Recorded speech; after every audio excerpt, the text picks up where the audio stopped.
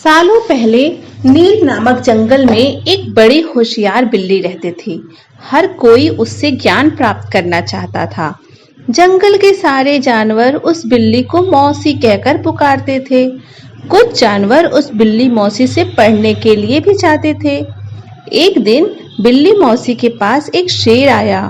उसने कहा, मुझे भी आपसे शिक्षा चाहिए।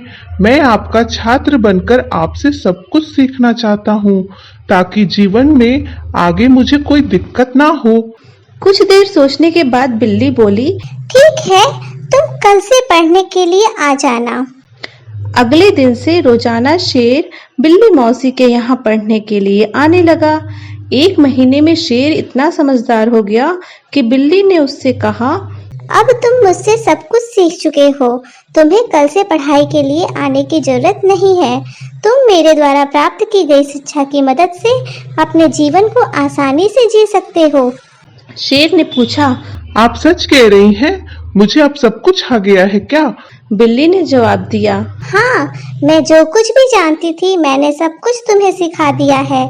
शेर ने दहाड़ते हुए कहा, चलो फिर क्यों ना आज इस विद्या को तुम पर ही आजमा कर देख लिया जाए। इससे पता चल जाएगा कि मुझे कितना ज्ञान मिला है। डर के मारे सहमी हुई बिल्ली मौसी ने कहा, बेवकूफ, मैं तुम्हारी गुरु हूँ, मैंने तुम्हें शिक्षा दी है, तुम इस तरह मेरे ऊपर प्रहार नहीं कर सकते हो। शेर ने बिल्ली की एक नहीं सुनी और उस पर झपट पड़ा। अपनी जान बचाने के लिए तेजी से बिल्ली दौड़ने लगी। दौड़ते दौड़ते वह पेड़ पर चढ़ गई। बिल्ली को पेड़ पर चढ़ा हुआ देखकर शेर ने कहा, तुमने मुझे पेड़ पर चढ़ना नहीं सिखाया, तुमने मुझे पूरा ज्ञान नहीं दिया।